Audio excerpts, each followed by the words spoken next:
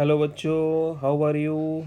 Now today in this session I am going to start the next topic from the same chapter, that is your solid state, and the topic which will be discussed today is the electrical properties of solid substances. Solid substance के electrical properties के बारे में हमें पढ़ना है. तो on the basis of conductivity, the solid substances can be classified into three types.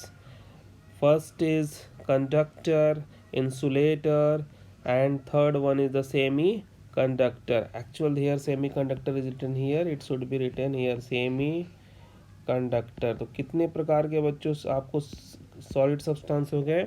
Solid substance हो गए आपके तीन तरह के on the basis of their conductivities, specially electrical conductivities, that is conductor, insulator and semi conductor. So conductor means it can conduct electricity in large amount. Insulator which do not allow to flow of electrons, and semiconductor means those materials which have conductivity between conductor and insulator. अगर आप एक range of conductivity की बात करो तो conductors की जो conductivity की रेंज होती है दैट इज 10⁴ to 10⁷ पर ओम पर मीटर. और इंसुलेटर के देखो माइनस में 10⁻⁻20 to 10⁻⁻10 पर ओम पर मीटर. और सेमी कंडक्टर माइनस से शुरू होता है 10⁻⁻6 to 10⁴ पर ओम पर मीटर. तो ये कंडक्टिविटी रेंज है उनकी. तो कंडक्टर्स अलाउ करते हैं फ्लो ऑफ इलेक्ट्रॉन्स को. अगर आप कंडक्टर का एग्जांपल लेना चाहो तो बहुत सिंपल है, एल्यूमिनियम ले सकते हो, कॉपर ले सकते हो. इंसुलेटर की बात करो तो आपके लिए वुड है, प्लास्टिक है. These substances do not allow to flow of. Solid भी है और रबर भी आप इसमें ले सकते हो. और अगर आप सेमीकंडक्टर की बात करोगे तो बहुत अच्छा एग्जांपल आपको है सिलिकॉन है और जर्मेनियम है. इसके बारे में अभी हम आगे डिटेल में बात करेंगे.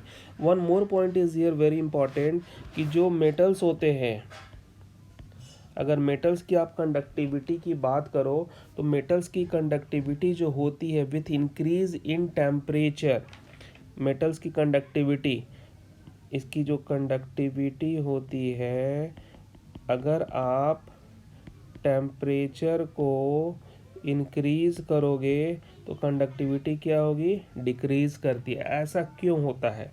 Because as the temperature increases the molecular vibration increases. उसके मॉलिक्यूल्स की वाइब्रेशन इंक्रीज कर जाती है. और इसका मतलब क्या हो गया कि जो इलेक्ट्रॉन के मूवमेंट्स के लिए जो फ्री पाथ होना चाहिए वो फ्री पाथ आपको डिक्रीज कर जाता है बिकॉज मॉलिक्यूल स्टार्ट्स वाइब्रेटिंग. और इस तरीके से ऑब्स्ट्रक्ट आता है फ्लो ऑफ फ्री इलेक्ट्रॉन्स में और कंडक्टिविटी डिक्रीज करती है.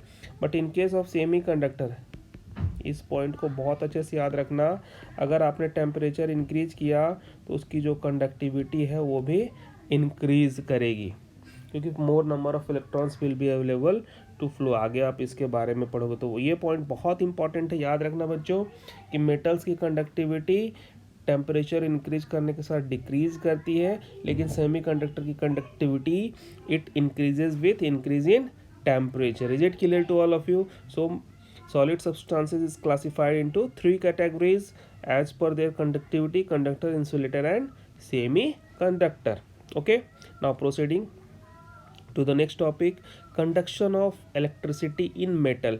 metal जो है बच्चों वो मूवमेंट ऑफ इलेक्ट्रॉन्स के कारण जो है इलेक्ट्रिसिटी कंडक्ट करता है.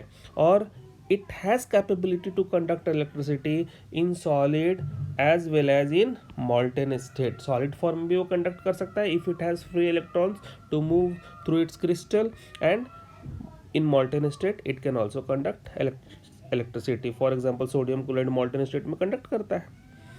and conductivity of metal depends upon the number of valence electrons. valence electrons are free to move. वही इलेक्ट्रॉन्स जो है जो क्रिस्टल के स्ट्रक्चर से बाहर आके और क्रिस्टल में मूव करेंगे तो उनके ऊपर डिपेंड करता है कि उसकी कंडक्टिविटी कितनी होगी. Is it clear? सबको समझ में आ रहा है ना? Okay, so we have to learn here the band theory. That is the very important theory which will explain the mechanism of electrical conduction, अगर इलेक्ट्रिकल कंडक्शन के मैकेनिज्म को समझना है तो बैंड थ्योरी को समझना पड़ेगा। एक्चुअल में ये बैंड थ्योरी क्या कहता है, ये कहता है कि जो एटॉमिक ऑर्बिटल्स हैं, आपने 11th क्लास में पढ़ा होगा कि एटॉमिक ऑर्बिटल्स जो होते हैं मेटल एटम्स के, दे फॉर्म मॉलिक्यूलर ऑर्बिटल्स। जैसे 1s sigma 1s bonding molecular orbital और sigma star 1s anti bonding molecular orbitals बनाते हैं। And these orbitals are very close to their energy and they form a band. इसको जरा ध्यान से देखो बच्चों, यहाँ 3s, एक सिंगल एटम में 3s ऑर्बिटल है, यहाँ 3p है, यहाँ पर 3s और 3p के बीच में कितना ज़्यादा गैप दिख रहा है। Now there are 5 atoms close proximity, 5 atoms के 3s होंगे और 5 एटम के 3p होंगे, ऑब्वियसली ये जो गैप है कम हो गया। Now these 5 3s orbitals they will form a band, वो मल्टीट्यूड्स बैंड्स बन जाएंगे वहाँ पर। और एक तरीके से आप ऐसे समझ सकते हो, सपोज करो एक एग्जांपल ले लो कि आप एक एग्जांपल हम ले लेते हैं कैल्शियम की। सपोज करो कैल्शियम का लिया, अगर आप इसका इलेक्ट्रॉनिक कॉन्फ़िगरेशन करो तो 1s2 2s2 2p6 3s2 3p6 और यहाँ पर आपको 3d अभी क्या होगा, 0 होगा। अब ये इसका वैलेंस सेल हो गया। जो वैलेंस सेल हो गया तो ऑब्वियसली जो है 3s यहाँ पर एनर्जी लेवल है, 3p यहाँ पर एनर्जी लेवल है, इसमें इलेक्ट्रॉन भरे हुए हैं, 3d में एनर्जी नहीं है, और ये वैकेंट है। अच्छा, ये जो 3s और 3p है, इसमें चूंकि इलेक्ट्रॉन्स भरे हुए, अब सोचो जरा सा कि अगर झोले में आप सामान रखो और भरा हुआ हो तो ऑब्वियसली थोड़ा नीचे बैठ जाएगा, उसमें ओवरलैपिंग आ जाएगी। तो ये क्या होता है, ओवरलैप कर जाते हैं।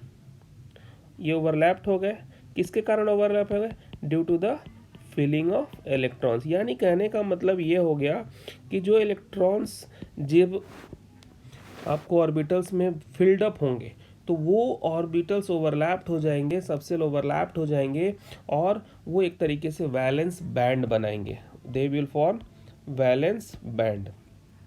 और दिस ऑर्बिटल्स में इलेक्ट्रॉन आउटर मोस्ट ऑर्बिटल में, all this points is for outer most orbital.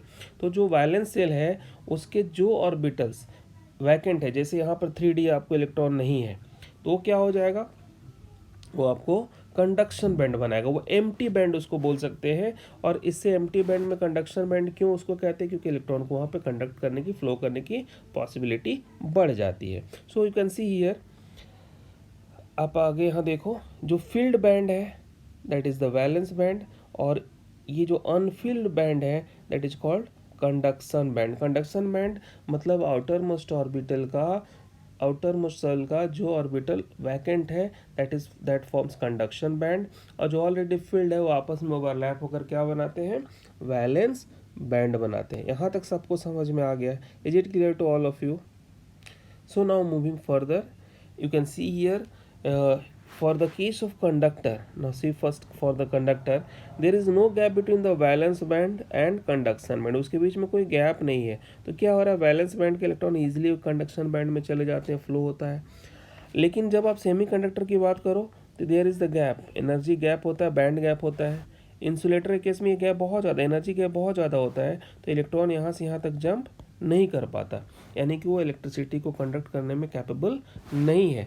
So according to the energy band diagram, valence band is formed by the those orbitals which are filled in valence shell, and conduction band is formed by those orbitals which are not filled, and there is the energy gap that is called forbidden energy gap। और यही energy gap decide करता है कि वो substance insulator होगा, कि वो आपको सेमी कंडक्टर होगा कि कंडक्टर होगा। अगर फॉरबिडन एनर्जी गैप नहीं है बिल्कुल, the valence band and conduction band is overlapping, then it is conductor.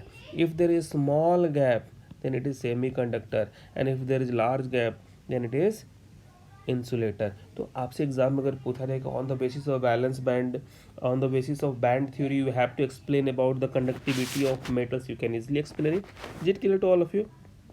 So now we can say that valence band, the outermost field energy, conduction band, the next lowest lying empty band जो lowest होगा, ये नहीं कि अब 3d के बाद 4s और 4p की बात करें, पर्टिकुलरली जो वैलेंस उसमें देखना है इलेक्ट्रॉन्स कैन मूव्स, और उस बैंड में इलेक्ट्रॉन्स मूव कर सकता है, इसीलिए उसका नाम दिया है conduction band, because this band will allow to the movement of electrons. And forbidden zone, this is the space between the valence band and conduction band, उसके बीच का जो स्पेस होता है उसको कहते हैं, और ये एनर्जी गैप को शो करता है, फॉरबिडन एनर्जी गैप को शो करता है। Is it clear? सब कुछ क्लियर हो गया? So now the next topic is conduction of electricity in semi conductor. Semi conductor में अपने को इलेक्ट्रिसिटी के कंडक्शन को पढ़ना है, बहुत इंपॉर्टेंट टॉपिक है, यहाँ आपको सबको बहुत अच्छे से इस टॉपिक को समझना है। So now we know that कि in case of the semiconductors, valence band और कंडक्शन बैंड के बीच का जो गैप होता है वो बहुत ज़्यादा नहीं होता है। That's why electrons can jump from the valence band to conduction band to conduct electricity. So electrical conductivity semi conductor की जो है, हमने जस्ट पहले डिस्कस किया था कि वो इंक्रीज करता है विथ राइज इन टेम्परेचर। क्यों? क्योंकि अगर टेम्परेचर आप दोगे तो more number of electrons can jump to the conduction band.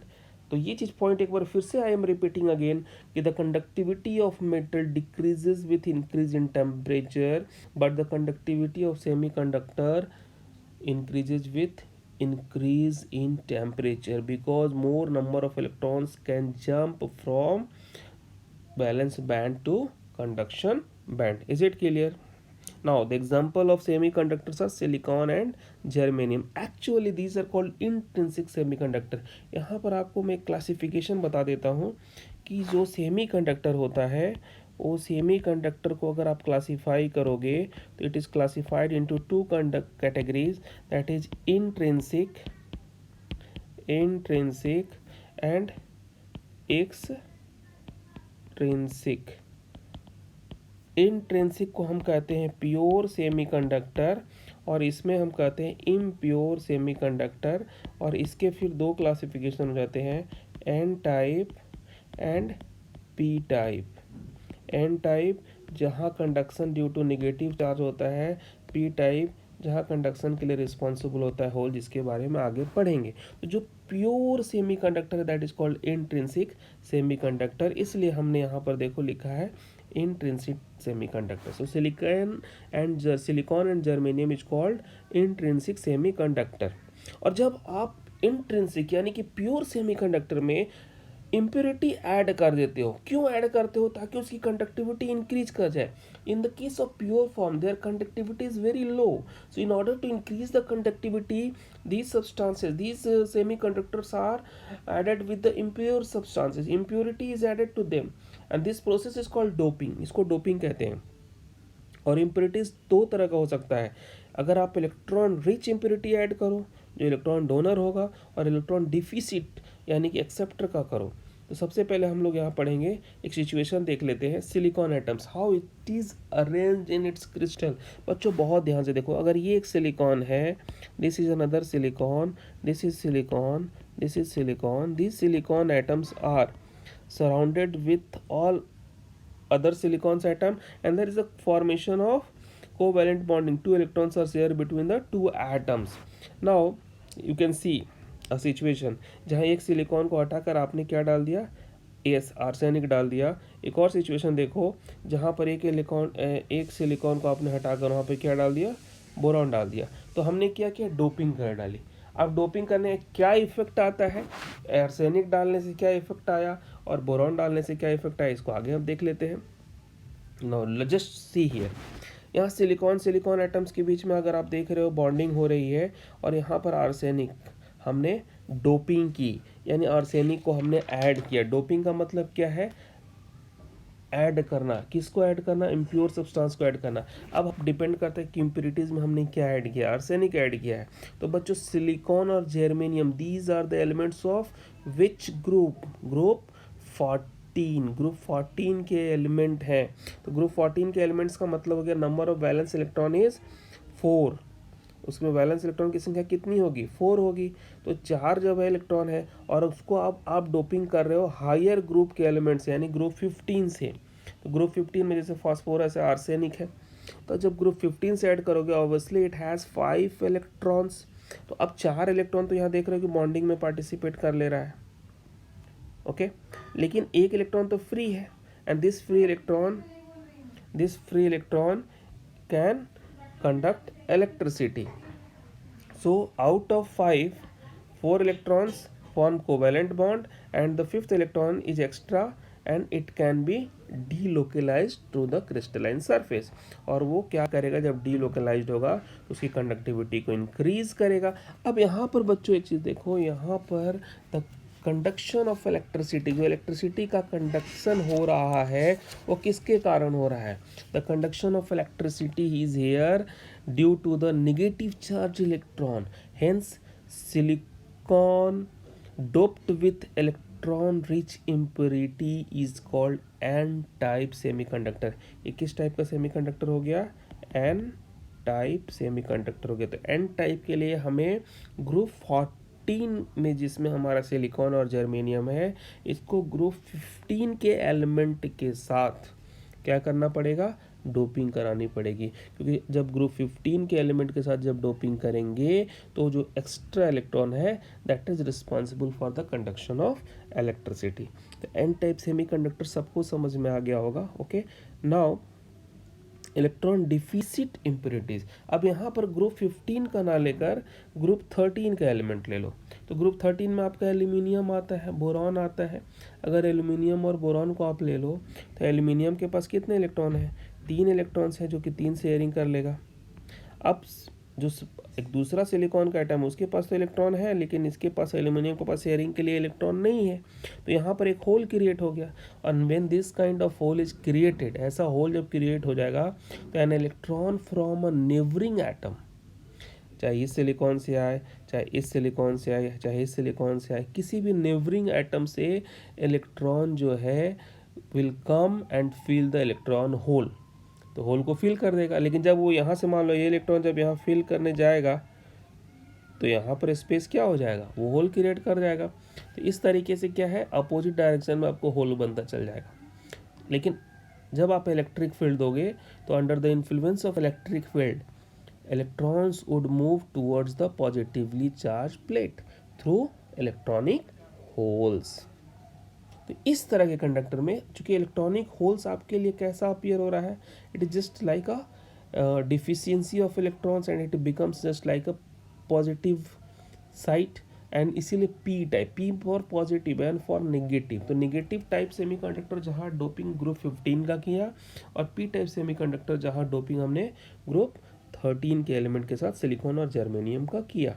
Is it clear, सबको समझ में आ गया. तो दो तरीके से डोपिंग हो सकती है, इलेक्ट्रॉन रिच एटम के साथ और इलेक्ट्रॉन डिफिसिट के साथ. इलेक्ट्रॉन रिच के साथ एन टाइप, इलेक्ट्रॉन डिफिसिट के साथ पी टाइप सेमीकंडक्टर मिलेगा हमें.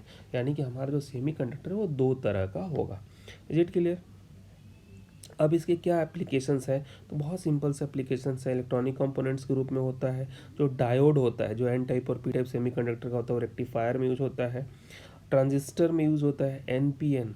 जो ट्रांजिस्टर आपका होता है उसमें एनपीएन पीएनपी, यानी कि कहीं ना कहीं हम ये देखते हैं कि ट्रांजिस्टर को बनाते के समय सैंडविच की तरह होता है. एक लेयर आपका होता है और दो लेयर, डिफरेंट लेयर्स, अलग अलग टाइप के दो डिफरेंट सेमीकंडक्टर के बीच में एक दूसरा सेमीकंडक्टर का लेयर बीच में होगा. एनपीएन मतलब दो निगेटिव एन टाइप सेमीकंडक्टर, उसके बीच में पी टाइप सेमीकंडक्टर आ जाएगा. And transistor are use to detect और एम्पलीफाई रेडियो और ऑडियो सिग्नल्स, उसमें इसका यूज होता है. और एक सबसे फोटो डायोड जो होता है that is use to convert light energy into electrical energy. So this is about the electrical conductivity. सो हमने अब तक क्या पढ़ा, हमने पढ़ा कि solid substances can conduct electricity, और इलेक्ट्रिसिटी को कंडक्ट कर सकता है. 3 types of solid substances, conductor, insulator, semiconductor.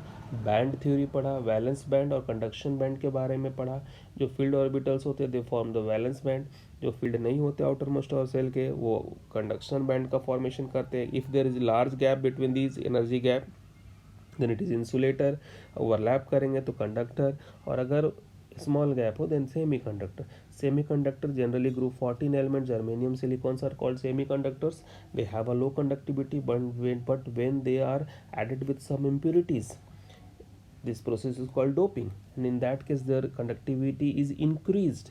अगर ग्रुप 15 के साथ करोगे तो आपको वहाँ पर फ्री इलेक्ट्रॉन्स होंगे जो इलेक्ट्रिसिटी कंडक्ट करेंगे. And then that type of semiconductor is called N type semiconductor. And if electron deficit atoms are added, that is we will get p type semiconductor. तो it is clear, सबको समझ में यहाँ तक आ गया होगा. then again there are some questions from your NCERT book, and I hope that you can easily solve these questions. And that's for today's. And the last topic is magnetic properties, and I will discuss some more questions from your NCERT book in the next session. So dear children, progressively we are completing this chapter. A lot of topic has been discussed as per the NCERT syllabus. So go through the each and every videos. आप सारे videos को बहुत अच्छे ढंग से देखो, subscribe करो, like करो और